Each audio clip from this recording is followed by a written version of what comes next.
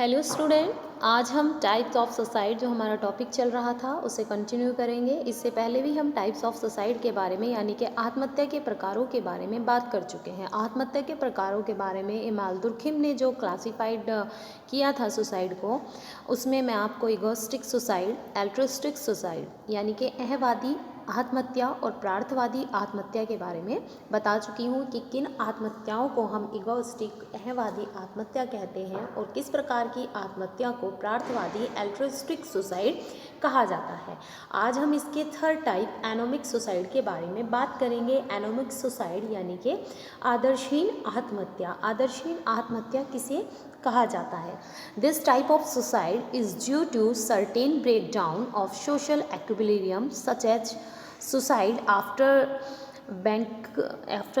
bankruptcy or after winning a lottery. In other words, anomic suicide take place in a situation which has cropped up suddenly. जो anomic suicide आदर्शहीन आत्महत्या होती है, तो इस तरह की जो एनोमिक सुसाइड होती है, आदर्शहीन आत्महत्या, उस समय की जाती है जब समाज में नियमहीनता अथवा आकस्मिक जो एक परिवर्तन है, इमरजेंसी चेंजेस हैं, वो हो जाते हैं। तो यहाँ पे इमाल दुर्खिम का कहना है कि जो एनोमिक सुसाइड है, ये सुसाइड आदर्शहीन आत्महत्या सोसाइटी में उस समय उस स्थिति में की जाती है जब सोसाइटी में नियमहीनता यानी कि जो सोसाइटी है वो रूललेस हो जाए, लॉलेस हो जाए, उसमें जो नियम है लोग उन्हें सिंसियरली नहीं ले रहे हैं, सिंसियरली उन्हें फॉलो अप नहीं कर रहे हैं, या सोसाइटी में कोई सडन चेंजेस आ जाते हैं जिसकी वजह से लोगों के जीवन में वो चेंजेस, वो सिचुएशन क्रिएट हो जाती है कि व्यक्ति सुसाइड करने के लिए बाध्य हो जाता है, और इस तरह की सुसाइड को ही एनोमिक सुसाइड आदर्शहीन आत्महत्या कहा जाता है।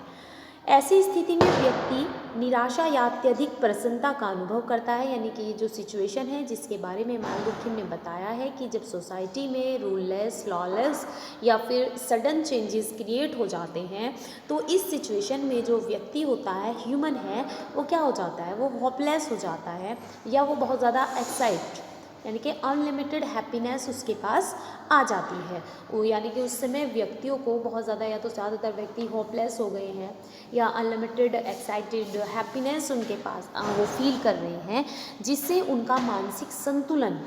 जो मेंटल बैलेंस है, उनका दिमागी संतुलन है, वो क्या हो जाता है, बिगड़ जाता है और वह आत्महत्या कर बैठता है। तो बेसिकली इमाल दुर्खिम यहाँ कहना चाह रहे हैं कि जब समाज में इस तरह की कोई स्थिति उत्पन्न हो जाती है, इस तरह की सिचुएशन क्रिएट हो जाती है, जिस सिचुएशन में जो व्यक्ति हैं, ज़्यादातर व्यक्ति वो ये क्या हो जाते हैं, होपलेस, उन्हें लगता है कि एवरीथिंग इज़ डिस्ट्रॉय, सब चीज़ें ख़त्म हो चुकी है, या वो बहुत ज़्यादा एक हैप्पीनेस जो आइडल हैप्पीनेस होती है व्यक्ति के लिए, जिसे वो बर्दाश्त कर सकता है, उससे ज़्यादा हैप्पीनेस के कारण उसके बाद वो ज़्यादा हैप्पीनेस फील कर रहा है, उससे क्या होता है, मेंटल बैलेंस जो होता है वो बिगड़ जाता है, दिमागी संतुलन खराब हो जाता है, और इस तरह के चेंजेस में उसे नहीं पता होता what is wrong, what is right, और वो क्या कर लेता है, आत्महत्या कर बैठता है। जैसे कि जब व्यक्ति के जीवन में कोई फाइनेंशियल कंडीशन डिसबैलेंस हो जाता है, तो उस समय या फिर पारिवारिक व वैवाहिक जीवन में, या हमारी फैमिली लाइफ है, मैरिड लाइफ है, उस समय उसमें बेसिकली कोई ऐसी सिचुएशन क्रिएट होगी कि हम उसे बर्दाश्त नहीं कर पा रहे हैं, यानी कि तो बहुत ज़्यादा दुख हमारे जीवन में आ गया, बहुत ज़्यादा बुरी सिचुएशन हमारे जीवन में आ गई है, लगता है कि कोई रास्ता नहीं बचा है, या एक एक्सट्रीम हैप्पीनेस हमारे पास आ जाती है, बहुत ज़्यादा खुश हो जाते हैं हम, जो हम सोच भी नहीं सकते वो हमारे जीवन में हो जाता है। तो ऐसी सिचुएशन में व्यक्ति वही फीलिंग कर लेता है जो कि एनोमिक सुसाइड के लिए रेस्पॉन्सिबल होती है, और व्यक्ति सुसाइड कर लेता है, और इन सुसाइड को एनोमिक सुसाइड कहा जाता है। इन ब्रीफली अगर हम बात करें तो जो आदर्शहीन आत्महत्या होती है, एनोमिक सुसाइड होती है, तो एनोमिक सुसाइड में वो सिचुएशन क्रिएट होती है जिसका सामना व्यक्ति सामान्य जीवन में, जिसका नॉर्मल लाइफ में हम उस सिचुएशन को फेस नहीं करते। जब हमारा जीवन बहुत ज़्यादा अप्स एंड डाउन्स को फेस कर रहा होता है, तो उस सिचुएशन में व्यक्ति का जो मेंटल जो है वो डिसबैलेंस हो जाता है, समूह का नियमन समाप्त हो जाता है, जिससे कि इस प्रकार की आत्महत्याओं को बढ़ावा मिलता है, जो एनोमिक सुसाइड हैं वो बढ़ती हुई चली जाती है। तो आदर्शहीन आत्महत्या को समझाने की दृष्टि से और ज़्यादा क्लियर करने के लिए इमाल दुर्खिम ने बताया है, जब सोसाइटी में सोशल चेंज बिल्कुल ख़त्म हो जाता है तो सोसाइटी में जो लोग हैं वो मनमाने ढंग से अपनी इच्छा से अपनी आवश्यकताओं की पूर्ति यानी कि जो रूल रेगुलेशन है उसे फॉलो नहीं करके जिसके मन में जो आ रहा है वो कर रहा है, और सोसाइटी में जो बेसिकली है डिसमैनेजमेंट हो जाता है, फाइनेंशियली या अदर दूसरे टाइप के जो क्राइसिस हैं वो सोशल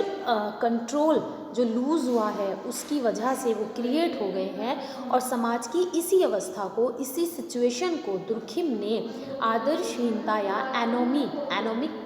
नाम दिया है। और इस सिचुएशन में लोगों की जो सिचुएशन उनके जीवन में जो उतार चढ़ाव आ रहे हैं, अप्स एंड डाउन क्रिएट हो रहे हैं, उस सिचुएशन की वजह से लोगों के ऊपर जो इफ़ेक्ट पड़ रहा है, उस सिचुएशन में वो जो स्टेप ले रहे हैं और जो सुसाइड कर लेते हैं, तो इस सुसाइड को, इस आत्महत्या को एनोमिक सुसाइड के नाम से जाना जाता है, आदर्शहीन आत्महत्या कहा जाता है। इस दशा में लोगों का मार्गदर्शन करने के लिए उनके सामने कोई आदर्श नियम नहीं रहते, यानी कि ये वो सिचुएशन होती है जब लोगों के सामने उन्हें गाइड करने के लिए, उन्हें बात को जो दिखाने के लिए उनके कोई आदर्श नियम, आइडियल्स, रूल रेगुलेशन नहीं रहते और वो दिशाहीन हो जाते हैं। दैट मीन्स उनका कोई एम नहीं होता, उनका कोई इरादा, कोई जो एक कहते हैं कि उनके जीवन का एक रूल है, ठीक है, वो उनके जीवन में नहीं होता और वो मनमाना व्यवहार करने लगते हैं। जब जैसा जो चाहता है, उन्हें किसी चीज़ की शर्म, किसी चीज़ का डर कुछ नहीं रहता है। आदर्शहीनता की अवस्था में व्यक्ति विचलित व्यवहार की तरफ, यानी कि जब हमारी लाइफ में कोई बैलेंस नहीं है, लाइफ डिसबैलेंस हो गई है, कोई रूल रेगुलेशन नहीं है, कोई फिक्स नहीं है, कोई एम नहीं है, तो हम क्या कर लेते हैं, हम एक विचलित व्यवहार, डिसबैलेंस बिहेवियर हम करने लगते हैं। ज़्यादातर लोगों की सिचुएशन इसी तरह की हो जाती है और आत्महत्या इसी व्यवहार का, जो ये डिसबैलेंस और मेंटली सेटिस्फेक्शन की कमी जो हमारे जीवन में है और कोई फिक्स नहीं चीज़ें और सब डिस्टर्ब है, इसी की वजह से जो व्यक्ति का व्यवहार वो इस तरह का हो जाता है और वो इस सिचुएशन में ऐसा कदम उठा लेता है कि उसे जो जीवन है, अपनी जीवन लीला समाप्त कर लेता है, आत्महत्या कर लेते हैं। तो इस तरह से जो इमाल दुर्खिम ने अपना point of view about anomic suicide के लिए दिया है, तो इस सिचुएशन में हम कह सकते हैं कि जो आदर्शहीन सामाजिक व्यवस्था के प्रभाव से जो आत्महत्या की जाती हैं, जो एनोमिक सिचुएशन की वजह से जो सुसाइड की जाती हैं, उनको ही दुर्खिम एनोमिक सुसाइड कहते हैं। और दुर्खिम ने एनोमिक सुसाइड का संबंध, एनोमिक सुसाइड का रिलेशन आर्थिक संकट, फाइनेंशियल या इकोनॉमिक क्राइसिस या मैरिटल लाइफ से भी जोड़ा है। तो इसमें फर्स्ट इन्होंने बताया है कि आर्थिक संकट व आत्महत्या, इकोनॉमिक क्राइसिस एंड सुसाइड, वैवाहिक जीवन और आदर्शहीन आत्महत्या, कंजुअल रिलेशन एंड एनोमिक सुसाइड। तो यहाँ पे इमाल दुर्खिम बता रहे हैं कि जो एनोमिक जो इसमें सुसाइड की बात कर रहे हैं,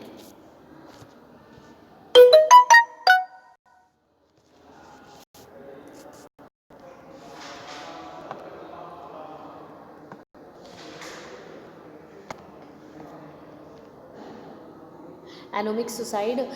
जो इमाल दुर्खिम ने बताया, तो एनोमिक सुसाइड के लिए इमाल दुर्खिम ने इकोनॉमिक क्राइसिस और सुसाइड को जोड़ा है, वैवाहिक जीवन और जो उनका आदर्शहीन आत्महत्या, इन दोनों को इन्होंने रिलेट किया है। तो आर्थिक संकट, जब इकोनॉमिक क्राइसिस में आत्महत्या की, यानी कि जब समाज में कुछ इस तरह की स्थिति आ जाती है कि लोगों का जो इकोनॉमिक बैलेंस है, इकोनॉमिक सिचुएशन है, वो चेंज हो जाती है, इकोनॉमिक क्राइसिस आ जाते हैं, तो बेसिकली इस समय आत्महत्या की दर, सुसाइड का रेट है वो बहुत ज़्यादा बढ़ जाता है। और निर्धनता, लोग ज़्यादातर जो है गरीबी रेखा के नीचे आ जाते हैं। निर्धनता और व्यापारिक हानि और दिवालिया होने की वजह से वो आत्महत्या कर लेते हैं। दुर्खिम ने यहाँ पे फ्रांस और पर्शिया का उदाहरण देके बताया कि वहाँ राजनीतिक और आर्थिक